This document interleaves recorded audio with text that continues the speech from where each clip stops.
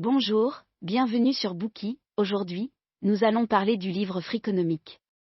Le chaos de 2020 peut rappeler aux Américains, les plus âgés, les années 1990. À cette époque, les journaux télévisés du soir sur différentes chaînes racontaient la même histoire: le monde ne s'améliorera pas. Depuis des décennies, le taux de criminalité dans toutes les villes américaines augmentait inexorablement. Les morts par balle étaient devenus monnaie courante, tout comme les carjackings, ainsi que le trafic de crack et les viols. En 1995, le criminologue James Allen Fox a rédigé un rapport pour le procureur général des États-Unis, qui affirmait que le taux d'homicide chez les adolescents augmenterait de 15% au cours de la prochaine décennie. Il s'agissait d'une estimation optimiste. Dans un scénario pessimiste, ce chiffre ferait plus que doubler. D'autres criminologues, politiciens et prévisionnistes ont formulé les mêmes horribles prédictions. Nous savons que nous avons environ 6 ans pour renverser la situation en matière de criminalité juvénile, a déclaré Clinton, sinon notre pays va sombrer dans le chaos. Et mes successeurs ne feront pas de discours sur les merveilleuses opportunités de l'économie mondiale, ils essaieront de préserver la vie des gens corps et âme dans les rues de ces villes. Heureusement, les prévisions pessimistes du président ne se sont pas réalisées. Après la complainte de Clinton, le taux de criminalité a baissé année après année dans tout le pays. En 2000, le taux global d'homicide aux États-Unis était tombé à son plus bas niveau depuis 35 ans. La baisse de la criminalité a embarrassé les experts, qui ont réagi rapidement en s'empressant de l'expliquer. Ils ont spécifié qu'elle était due à l'économie florissante des années 1990, à la prolifération des lois sur le contrôle des armes à feu ou aux stratégies policières innovantes de la ville de New York. Ces théories semblent logiques, n'est-ce pas? Cependant, un bon souhait ne peut compenser l'erreur factuelle d'une conjecture. Plusieurs contre-exemples sont donnés dans ce livre. Premièrement, dans les années 1960, lorsque l'économie a connu une croissance florissante, la criminalité violente a augmenté. Deuxièmement, en Suisse, chaque homme adulte reçoit un fusil d'assaut pour le service de la milice, et pourtant le pays est l'une des régions les plus sûres au monde. Troisièmement, si l'on exclut l'effet de la vague d'embauche de policiers, la baisse de la criminalité à New York n'a été que moyenne par rapport aux autres villes américaines. Ces experts subiront sans doute un coup dur face à de tels contre-exemples. La discussion ci-dessus sur les taux de criminalité n'est qu'un des nombreux sujets abordés dans Freakonomics. Un économiste véreux explore la face cachée de tout élément. Vous serez peut-être étonné de constater que les sujets abordés dans ce livre sont très différents de votre compréhension antérieure de l'économie. De quel genre de livre économique s'agit-il? En fait, non seulement vous avez de tels doutes, mais beaucoup de gens, y compris les pairs de l'auteur, pourraient ne pas reconnaître leur travail comme celui de l'économie en général. L'auteur a déclaré qu'il s'intéressait peu aux sujets économiques traditionnels, tels que le marché boursier, la fiscalité, la déflation. Il s'intéresse davantage à l'exploration des énigmes de la vie quotidienne à l'aide de méthodes économiques. Par exemple, pourquoi le taux de criminalité a-t-il baissé? Qu'est-ce qui est le plus dangereux pour les enfants, une piscine ou une arme à feu? Il explore les lois et la vérité qui se cachent derrière ces questions en étudiant des données, comme les statistiques de la criminalité à New York, les résultats des tests des élèves et les données des matchs des lutteurs de sumo. Ce livre n'avait pas l'intention de bouleverser les idées reçues, mais il l'a fait. Que vous ayez ou non étudié l'économie, vous trouverez ce livre intéressant. Stephen D. Levitt est professeur d'économie à l'Université de Chicago. Il est également rédacteur en chef du journal de l'économie politique et du journal Quarterly de l'économie. En 2003, il remporte la médaille John Bates Clark, une sorte de prix Nobel junior pour les jeunes économistes, et Bill Clinton l'exhorte un jour à rejoindre son groupe de réflexion. L'auteur, et à la fois journaliste Stephen J. Dubney, est co-auteur de ce livre. Ensuite, nous allons choisir 3 questions pour vous montrer comment Freakonomics observe les problèmes d'un point de vue économique. Question 1. Qu'ont en commun les instituteurs et les lutteurs de sumo? Deuxième question. Où sont passés tous les criminels? Troisième question. Qu'est-ce qui fait un parent parfait? Première partie. Qu'ont en commun les instituteurs et les lutteurs de sumo? Examinons la première question. Qu'ont en commun les instituteurs et les lutteurs de sumo? Selon Levitt, l'économie est, à la base, l'étude des incitations. Personne ne doute que les incitations influencent les décisions des gens. Il existe 3 types d'incitation, l'incitation économique, l'incitation sociale et l'incitation morale. Prenons l'exemple d'une campagne anti-tabac. Le gouvernement peut prélever une taxe sur le péché de 3 $ par paquet, interdire les cigarettes dans les lieux publics, et affirmer que les terroristes gagnent de l'argent en vendant des cigarettes au marché noir, pour éveiller la conscience des gens. Toutes ces mesures incitatives peuvent réduire efficacement la vente de cigarettes. Les économistes pensent souvent que le monde n'a pas encore inventé de problèmes impossibles à résoudre si on les laisse concevoir librement des systèmes d'incitation. Un sidérurgiste rejette trop de déchets ? L'entreprise reçoit une amende pour les polluants dépassant la limite légale. Votre enfant de 3 ans ne mange pas à l'heure du repas ? Vous passez un accord avec lui, s'il prend ses repas à l'heure pendant une semaine, il pourra choisir un jouet au magasin de jouets. Cependant, les économistes ignorent souvent le côté obscur des incitations. Pour chaque personne intelligente, qui prend la peine de créer un système d'incitation, il y a des milliers de personnes à la fois intelligentes et stupides, qui passeront encore plus de temps à essayer d'en tirer profit.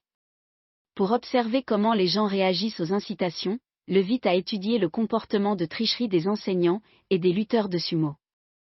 Imaginez que vous êtes enseignant en l'an 2002. Cette année-là, le gouvernement fédéral a imposé des tests à enjeux élevés dans le cadre de la loi No Child Left Behind, afin d'améliorer le niveau scolaire des élèves. Vous avez toutes les raisons de vous opposer à cette réforme. Les enseignants risquent de se concentrer sur les sujets des tests, ce qui rendra les plans de cours moins flexibles, et les élèves seront injustement pénalisés s'ils ne réussissent pas les tests. En outre, les enseignants sont tenus responsables des résultats des tests à enjeux élevés. Si les élèves n'obtiennent pas de bons résultats, votre salaire sera réduit et vous pourrez même être licencié. Cependant, les tests à enjeux élevés peuvent également vous apporter des avantages en tant qu'enseignant.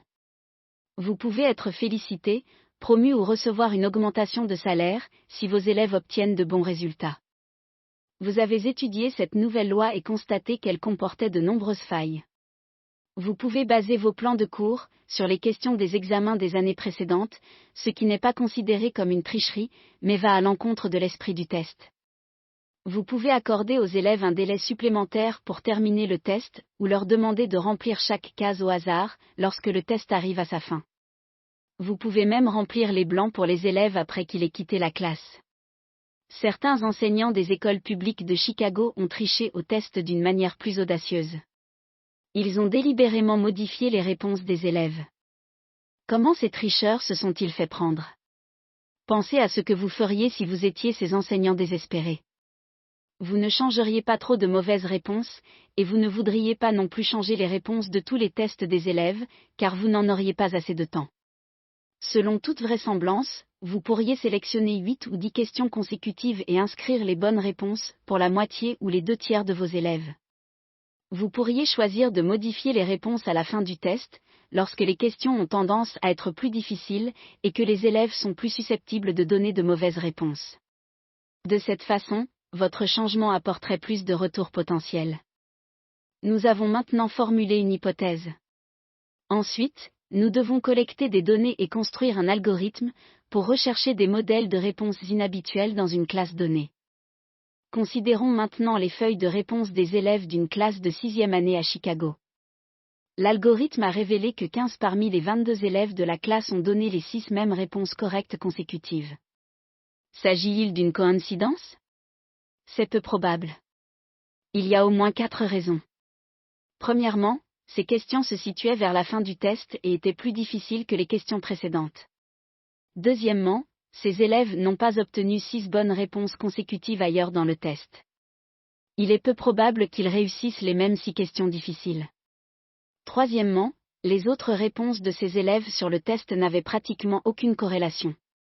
Quatrièmement, quelques étudiants ont laissé plus d'une réponse en blanc avant et après ces 6 questions. Cela suppose que les réponses suspectes du teston étaient remplies non pas par les élèves, mais par l'enseignant. Une autre indication de la tricherie de l'enseignant dans la classe de 6e année est la comparaison des résultats de ce test avec ceux des années précédentes et de l'année suivante. Les élèves de la classe ont obtenu des moyennes de 4,1, 5,8 et 5,5 à leur test de 5e année, de 6e année et de 7e année, respectivement. Il est peu probable que ces élèves soient soudainement devenus intelligents une année et moins intelligents l'année suivante. Il est plus probable que leur enseignante de 6e année ait exercé sa magie avec un crayon.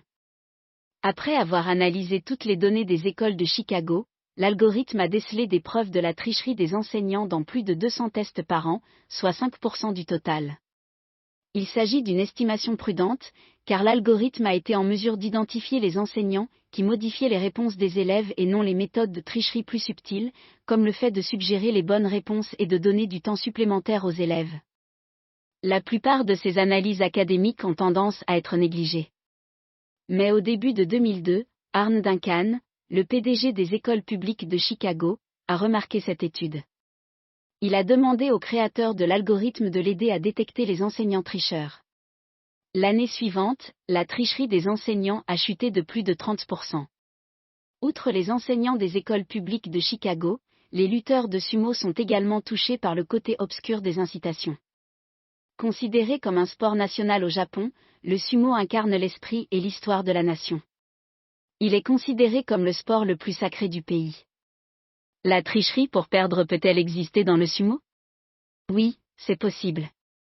Le sumo n'est pas plus une question de compétition que d'honneur. Le classement d'un lutteur a une incidence sur l'argent qu'il gagne, et sur l'importance de son entourage, et de ses supporters. L'honneur et les incitations financières peuvent avoir des effets négatifs. Dans chaque tournoi de lutte sumo, chaque lutteur dispute un combat quotidiennement pendant 15 jours consécutifs. Après le tournoi, s'il a un record de victoires, son classement augmente. Par conséquent, le fait qu'il puisse remporter la 8e victoire détermine directement la hausse et la baisse de son classement. Est-il possible qu'un lutteur ayant un record de 8 à 6 permette à un adversaire ayant un record de 7 à 7 de le battre? En mesurant les données, le chercheur a une fois de plus découvert quelque chose d'étrange. Après avoir examiné des centaines de matchs en question, les chercheurs ont constaté que lors de la dernière journée d'un tournoi, le lutteur ayant un dossier de 7 à 7 a en fait remporté 79,6% des matchs contre son adversaire ayant un dossier de 8 à 6, dépassant de loin les 48,7% prévus. Le lutteur ayant une fiche de 7 à 7 s'en sort également bien contre son adversaire, ayant une fiche de 9 à 5, remportant 73,4% des matchs.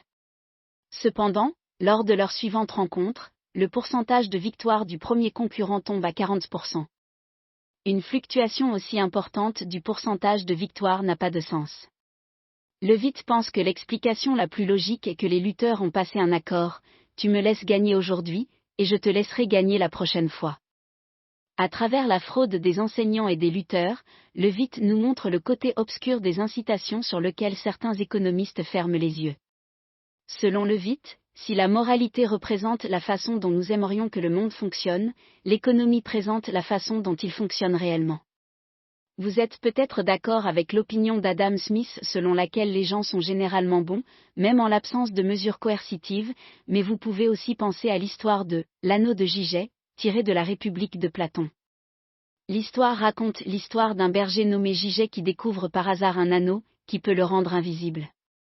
Comme personne ne peut surveiller son comportement, Gyget séduit la reine et assassine le roi. Merci d'avoir écouté. Vérifiez le lien ci-dessous pour déverrouiller le contenu complet.